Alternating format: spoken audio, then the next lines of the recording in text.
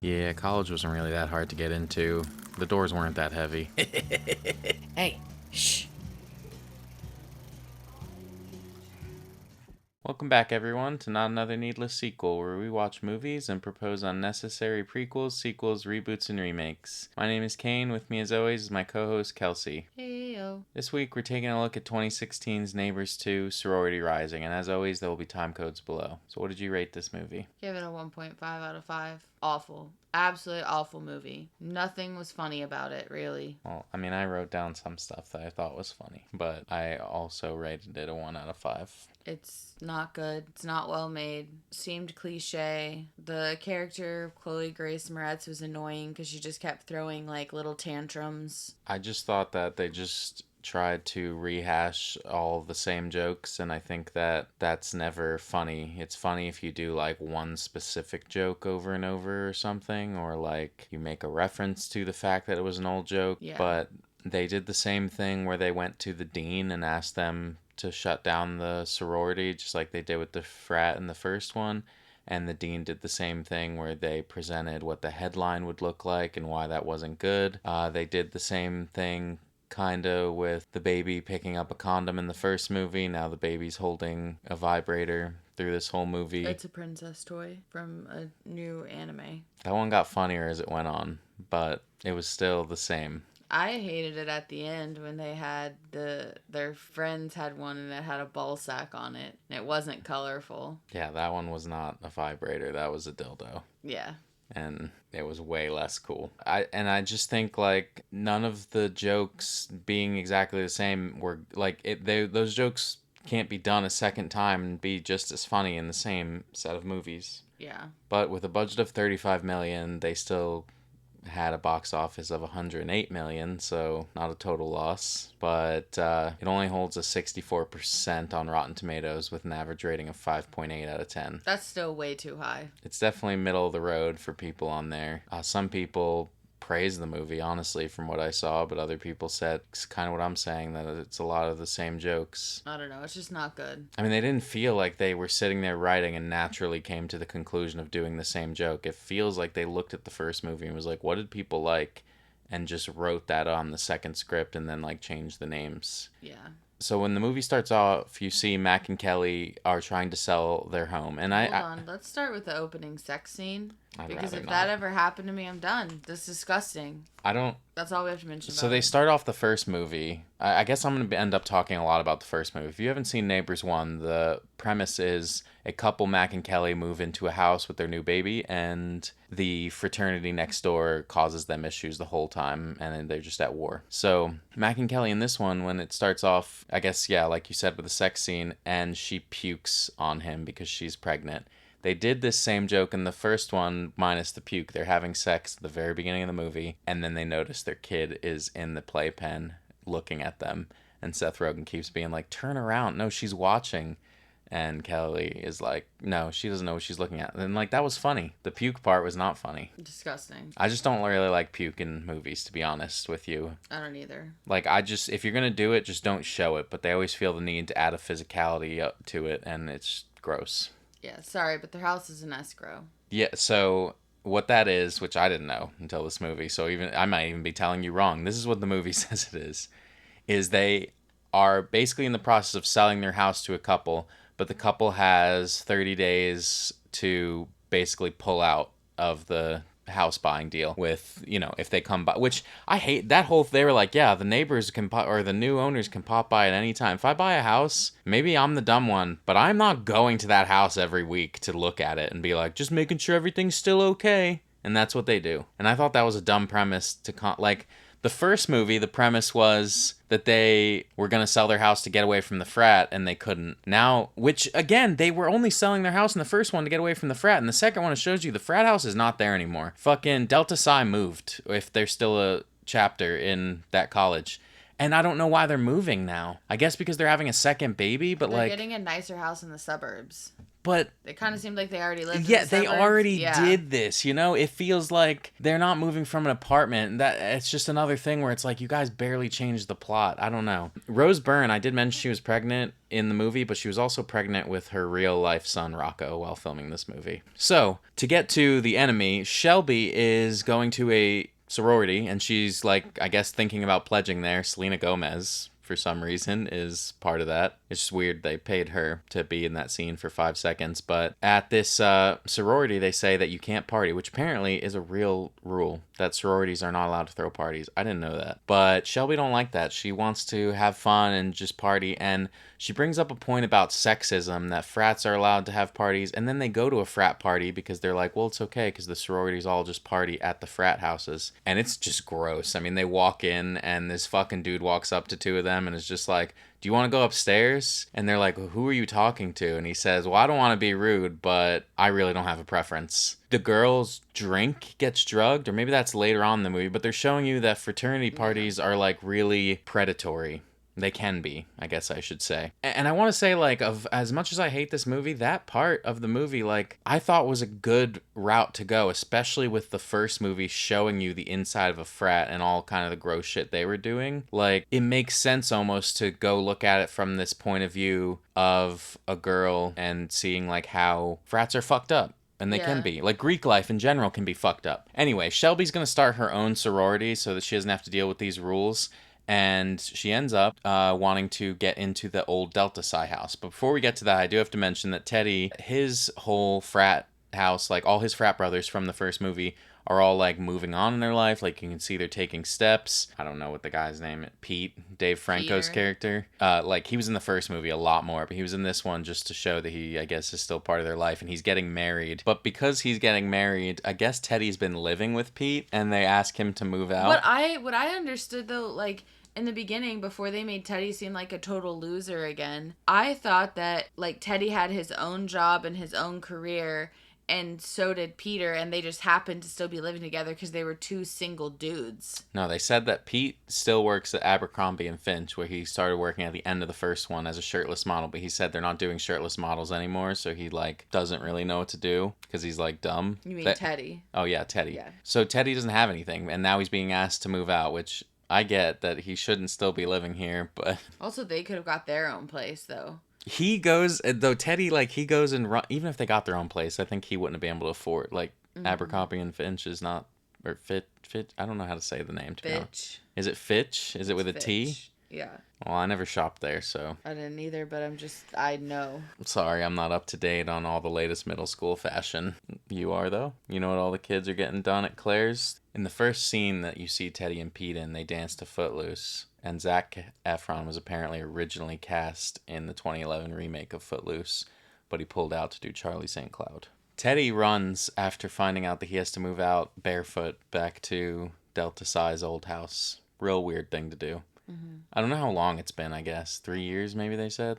Something like that. Their daughter is still under the age of 5. I think it's been 3 years since the first movie, but he runs back there and he finds out about Capanu and he hears all their issues and he's like, I know everything about running a Greek life house and partying, and I can help you guys make money. This is how many buckets of money you need to pay rent. And he finds out also that Mac and Kelly are moving, and I found this part kind of funny but also kind of stupid plot wise. He finds out that they're moving and he's like, oh, you guys couldn't have done that when I lived here? I have a criminal record now because of you guys.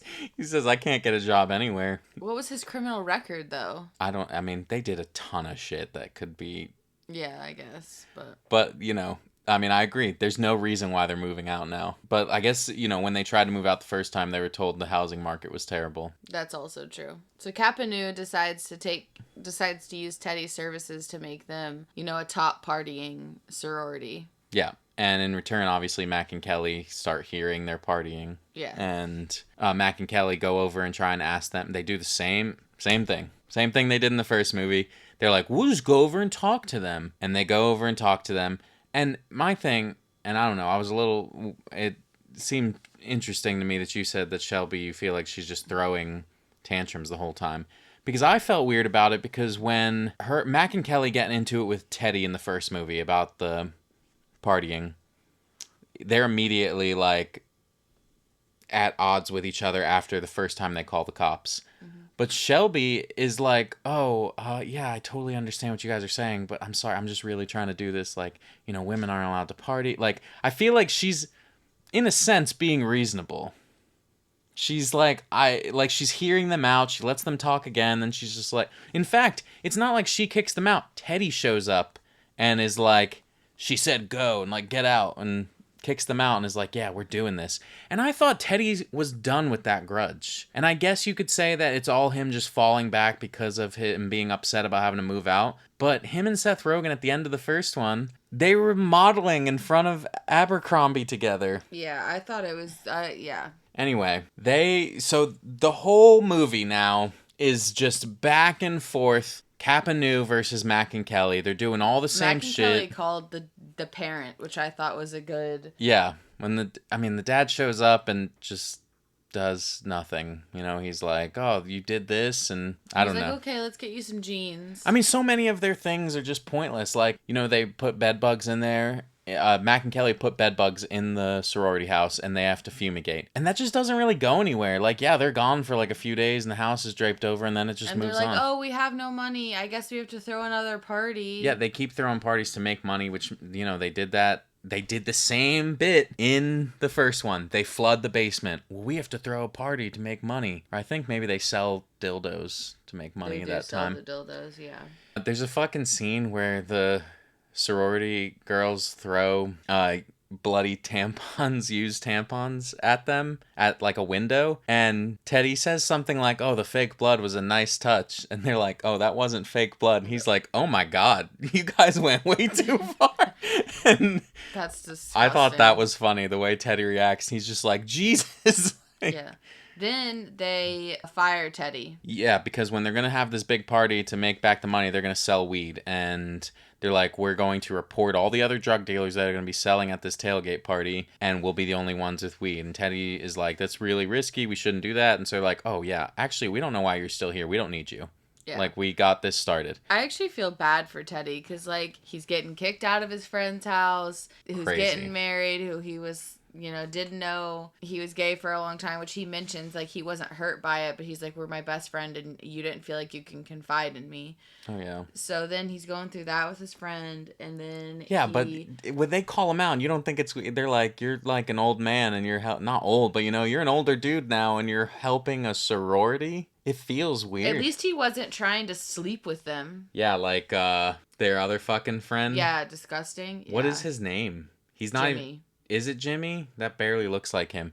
I didn't even mention Jimmy, and I'm not really going to bring him up. Their same two friends from the first movie show up and help them here and there, but Jimmy literally kisses a freshman girl. She is a freshman in college, fresh out of high school, and he's got to be 48. I don't know. Like, he's definitely younger than that because they're having their first baby. He's probably in his mid-30s. Regardless, it's so gross. Yeah. But that's not... Anyway, at this tailgating party, they're selling the weed. They do a back and forth where they're trying to steal the weed. I did laugh at the part where they have a trash bag full of weed, and it gets into a pile of trash bags, and Mac runs up to it, and he's trying to find it, and he's like, wait... And he just smells, and then it, like, shows, like, a RoboCop-style targeting, and he finds it and grabs it. Yeah. And they do this by allowing Teddy to distract them. Teddy does, like, a shirtless dance. And then his balls fall out. He pulled them out. Ugh. And they say, like... he's really, like, he's doing it. They're all attracted to him, because he's still Zac Efron. I mean, freshman girls... may call him old, but they're not gonna deny seeing this dance. They mentioned that one of the girls was like, I'm only human, I had to see that too. Like later on when they're blaming the girl who was supposed to be on watch. But he pulls out his dick, and Seth Rogen's like, he showed dick, and all the girls, obviously, because they're making this point to be like, hey, this is sexist, we don't want parties like this. And again, I think that's the most important part of this movie. Not because I'm like, oh, what a sweet message, but it just makes sense and it fits, and I think it would have been a good sequel idea, except they fucking just did the same thing. So after that, they're like, well, that didn't work out. We have to have, this is our last party we can do, but if we're going to make money, we have to do a frat style party. We have to just make it gross. We all have to dress slutty, and we can invite the frats and they'll all pay. And so they have this gross party, and Shelby is the only one that is like pushing for this, but Beth and Nora, her two like friends and other leaders in the sorority, are not really for it, and they're going with it, but they are complaining for sure. They do the same back in, they break in. How are we going to distract them? We got to shut off the power. All the same shit. And eventually it ends because they go outside. The Shelby, Beth, and Nora are outside, and they're like, we lost all the money. Like, what are we going to do? And they're arguing with each other, and Kelly hears them, and she leans out, and it's just like, you go, girls. Like, you're doing the right thing. You shouldn't have to do frat parties. And they just, it's over. Yeah. Kelly has a women empowerment moment with them, and they're okay. She's a mom. Yes. In that moment, has her mom women empowerment moment, and then they have a regular party and have so many people wanting to join this sorority that they rent Mac and Kelly's house. Yeah. So the escrow doesn't matter anymore. Also, I forgot to mention that when they try and shut off the power, I thought this was hilarious. So, if you know about Greek life, you know that sororities and frats do pledging and shit, and there's horrible hazing, don't get me wrong, and there's shit that this should not be allowed. I guess it's not allowed, but they get away with it. But through this movie, all the pledges are dressed as minions, like from the movie Despicable Me, and they're acting like minions. Like, every time you cut to them, they're, like, talking like a minion, doing minion-type shit, and so when Teddy hits the generator and the power doesn't go out and he's like, they must have an alternate power source, it flashes to the basement and there's several of them dressed as minions on bikes powering the whole fucking house. And stuff like that I think was funny. And unique joke. They didn't do that in the first movie. Yeah. So, on top of that happening, Mac and Kelly's friends were pregnant throughout this whole thing too. And I'm only bringing this up because of another gross scene they did that I'm like, who wrote this? And was like, this is gonna fucking be comedy gold. The woman walks up and she's like, oh, like, I think my water's breaking, whatever the fuck. And they look down and a foot is hanging out of her vagina. Surgical emergency. Yeah, right? It's the worst thing. And instead they're like, oh my God, it's happening. We're so happy. Like, we're going to be great parents. And they do this thing where Mac and Kelly are like, you know what? We're actually really awesome parents. I don't think you fucking guys are, to be honest with you. Your kid has been so thoroughly involved in years of Greek life fighting.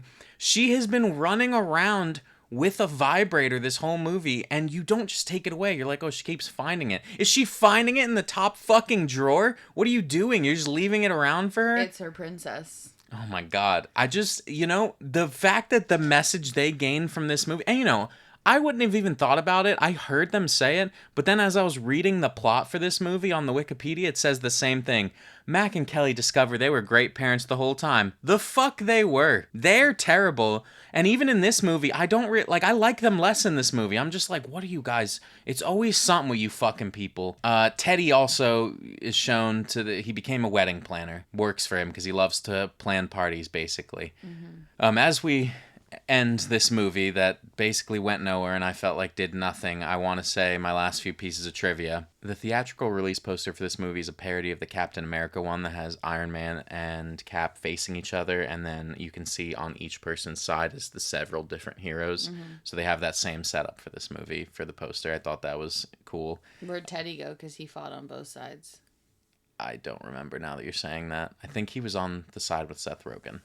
This is Seth Rogen's first live-action sequel, probably the last. Thank God. Mostly probably the last because all his other movies were with that guy that died. And so... What guy? I want to say he was related to Dave Franco. I don't really remember him. He was pretty funny, and then he died, and we never found out any more about him and his life and who he truly was. Oh my gosh. And I think we're better for it, honestly. Rest in hell. This is also Awkwafina's film debut. Every time I saw her, even though she didn't look old, I was just like, oh, you shouldn't be here. Yeah. You're older. She's probably the same age as them, but every time I saw her, I was like, you're an adult. You should be on the other side. She did a very minor side part. I like her, but also I didn't know. I gotta tell you, people. I don't know Awkwafina except for Shang-Chi. That's my knowledge of who she is. I believe she's a rapper. She was also a bird. Mm-hmm. In The Great Migration. Yeah, I like that movie. Anyway, this movie sucked.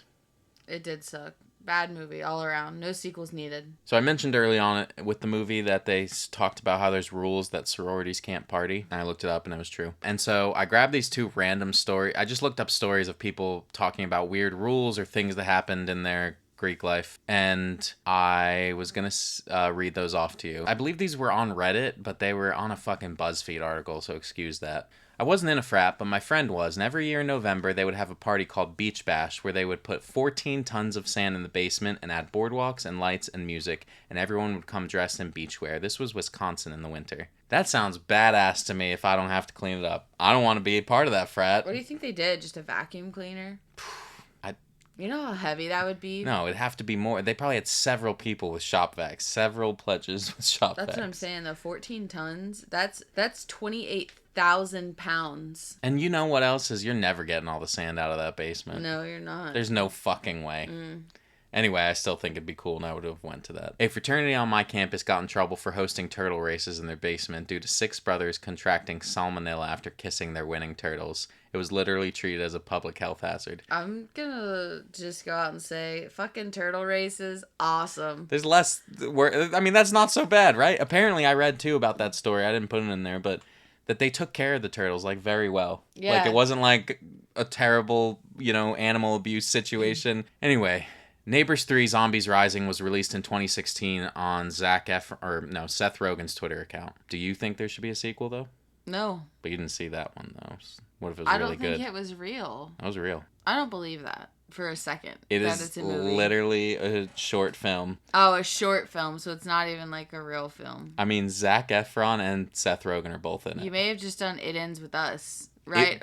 This is that was what it literally is? Neighbors 3. They're in the bottom of a basement, and he has a sword, and he's about to kill this zombie that they have chained up. And Teddy's like, no, wait, he's Delta Psi. He's wearing a Delta Psi shirt. I can't kill one of my brothers.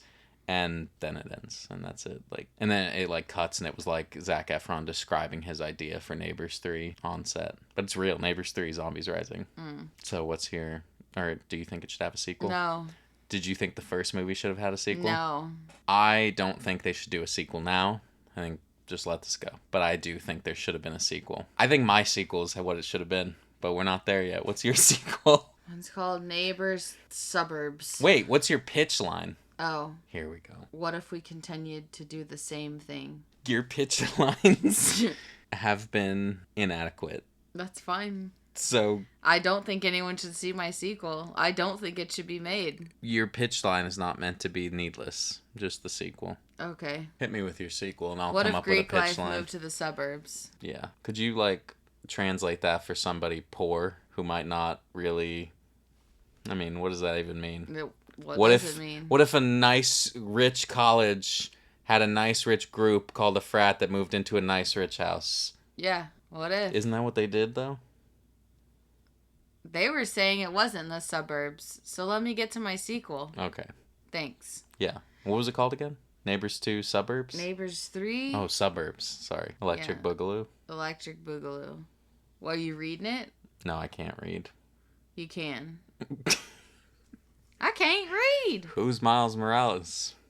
That was the energy I just gave. Kelly and Mac have been living the quiet suburban life that they've always dreamed of with their 2 kids, except all of their neighbors have decided to move out abruptly after receiving cash payments for their houses. Kelly and Mac wonder why nobody offered them cash, considering the cash that was given was much higher than market value. They realized they missed the opportunity and were oblivious to all of the calls and messages and pieces of mail they had been receiving. Seems very on par for them. They were terrible. Yeah. They begin to notice construction in the area, and all Greek house symbols are beginning to appear.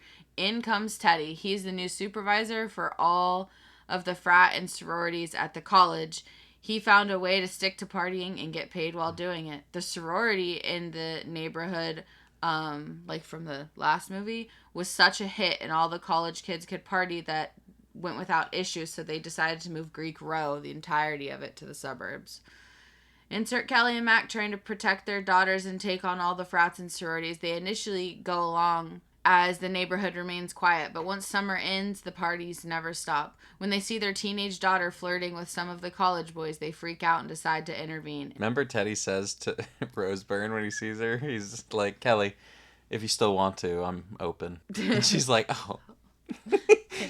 And she's like rubbing him with that like hot pork Yeah, oil. yeah, he's like, I need oil, and they take that fucking meat off the grill and just wipe it on him. Yeah, and And she gets behind him, yeah. both arms on his She's pecs. like, what? He needs it to be rubbed in. Yeah. Yeah. That was a funny moment. Mm-hmm. Insert funny times and shenanigans. They find a law about noise in the suburbs and have them try and get caught. More shenanigans. It ends it with them realizing their daughter is growing up and going to be going to college soon, and they decide to take on a bet and win, which makes the Greek houses have to pay them double the cash offer for their final house on the new Greek row. Not only do they get a new house, but now their daughter's college is paid for. The end. I would have liked that because it feels like a callback to the first movie when Mac went over there to party with them, and even though he was older, like, he was doing all the shit they were doing. I'd like to see him pull that off again. Yeah. And this, yeah, I don't know. Anyway, mine is... Did you like it? Yeah. That could have been the first sequel, too. I'm going to make us start doing ratings. We're going to get real awkward on this show. We have to do ratings for each other's sequels. So what are you going to rate mine? A 3 out of 5. Okay.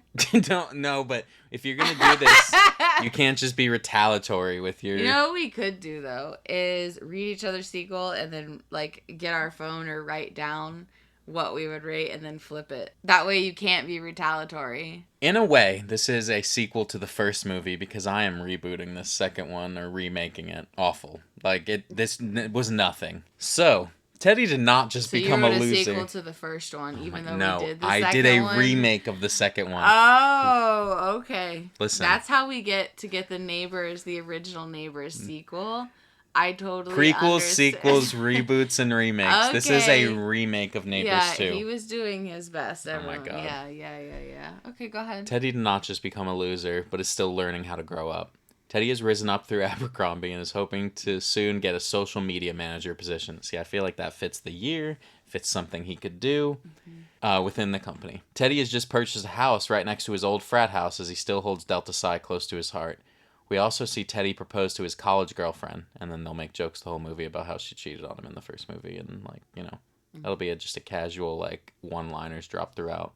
You know, Kelly and Max see her, and are like, oh, like, just judging the fact. She's like, well, you know, yeah. Peter came out as gay, and so I went back to the original. Yes, and then the whole time, like, you know, because of that, Teddy's like, yeah, so it doesn't bother me since he's gay, and then the whole time it, like, kind of does, and they make... Anyway, that will be good for jokes. You know, with sequels to comedies, it's hard. You can't write out jokes, and I'm not a comedian, so... Yeah. Anyway. Even though you think you are. What's next? Teddy's girlfriend turns him down when he proposes because she's worried he's still too immature and can't let go of college. We see that Teddy is sort of friends now with Mac and Kelly and has been over to their house for dinner and stuff. Like, when I said he bought a house next to his frat, I'm imagining the frat house is in the middle, he bought the other side, and Mac and Kelly are still on the other side. Yeah. So they're, like, sort of neighbors in a way now. And, you know, keeping with their friendship that was kind of formed at the end of the first one, even though they threw that out. So he's over there now telling them about his trouble that he's having with his girlfriend, how she turned him down, and Mac and Kelly encourage him to prove her wrong. So he plans to do that. He's going to get his promotion, that kind of thing. But meanwhile, Phi Lambda, who is the sorority that was in the beginning of the sequel, I'm just going to use that as the... We're not going to do Kappa Nu because there's no... For my sequel, there's no reason for another house. Phi Lambda moves into the old Delta Psi house, and they are matching the energy scene and their appearance in the original movie. So, you know how they were. But Selena Gomez and Chloe Grace Moretz are both going to be sort of like the top dogs of Phi Lambda and not be so like at odds like they were, I guess, in the beginning. Shelby, however, is still going to be the one that wants to party and speak out against the sexism in the school. So I do want to keep that message of them pointing out how predatory some parties can be. And they want to have their own parties where they can do stuff that girls actually want to do, not just like, hey, we need to go dress slutty and go to this frat because that's what... We do. Yeah. So the pledge events end up keeping the neighbors on both sides up all night. So I imagine even though they're not allowed to party, like pledge events can be things that'll be loud and noisy. So same shit for Mac and Kelly, but also Teddy. But that impacts Teddy because he's worried about his girlfriend and trying to like get her to agree to marry him. And he's fucking up at work because he's up all night hearing them. Like, you know, he's basically facing adult shit now that he never really had to deal with. They go over, or Teddy goes over there to ask Shelby to stop, and Shelby is angry about meeting Teddy because she has heard about Teddy, heard the legend of Delta Psi, and asks why they were allowed to cause so much trouble, but now the women are being told to stop. And, you know, obviously Teddy's dumb. He wouldn't have an answer for that. He would just fucking be like, yeah. So they're like, nope, we're not going to stop. And in fact, we're going to get worse because how dare you? And Teddy, in turn, teams up with Mac and Kelly, who are a bit hesitant to help him, but they want Teddy to succeed, so they go ahead. The back and forth pranks resume until Teddy becomes obsessed with proving his girlfriend right, leading to a depression and the peak of the movie. You know, he's starting to like be like, am I just falling back into the same stuff? Like, I am doing the same exact things now. And, you know, there'll be a moment where, like, his girlfriend catches him doing something crazy, you know, plotting a prank. And she's just like, what are you doing? Like, you're doing the same shit. Mm-hmm. I think that'd be good for his growth, so he's not just who he is. Teddy and Mac have a heart-to-heart about growing up, being mature, letting go of the toxic masculinity that he was taught. And as a result, he sets up an Abercrombie-sponsored party for Phi Lambda. In return, they just need to try and be more aware of how they're impacting their neighbors. And Teddy gets the promo for his idea, which actually ends up also being a women empowerment campaign for Abercrombie and Phi Lambda. So what happens to his girlfriend? And then she agrees to marry him, I guess, which I normally hate in movies. I hate when couples like start off with like, oh well, I'm not gonna marry you until XYZ. Like, yeah, I almost wish he would have just broken up with her. I know, but because they're getting married, 3. They're not getting married, 3.5. It was for the sake of keeping the message about women, but also not throwing away things from the first movie for no reason. Because Teddy temporarily siding with them felt dumb. Like, everything in the movie felt so temporary to me. Yeah. You know? Nothing stuck. Like, it felt like it was an end credit scene from the first movie or something. I don't know. Way too long end credit scene. It was like the ending of 22 Jump Street, where they do all the different sequels. 41 Jump Street, yeah. Anyway, thank you so much for listening. We do so appreciate it. If you want to talk movies with us, you can find us on TikTok, Instagram, Letterboxd, Threads, and Blue Sky. We are NansPod everywhere. NansPod? If you'd like to vote on whose sequel idea was the best, come by our YouTube channel for the polls, or you can let us know your idea across our socials or at needlesssequel@gmail.com. Links, as always, will be wherever you are listening. If I could ask you for one thing, it's to share our show with someone and leave us a review. That is how we get new listeners. Of course, I also ask that you come back for more Needless Sequels. Next week, we'll be watching Fight Club on HBO Max. Ah, fuck yes. Take care of yourselves, everyone. We will see you next week. Bye!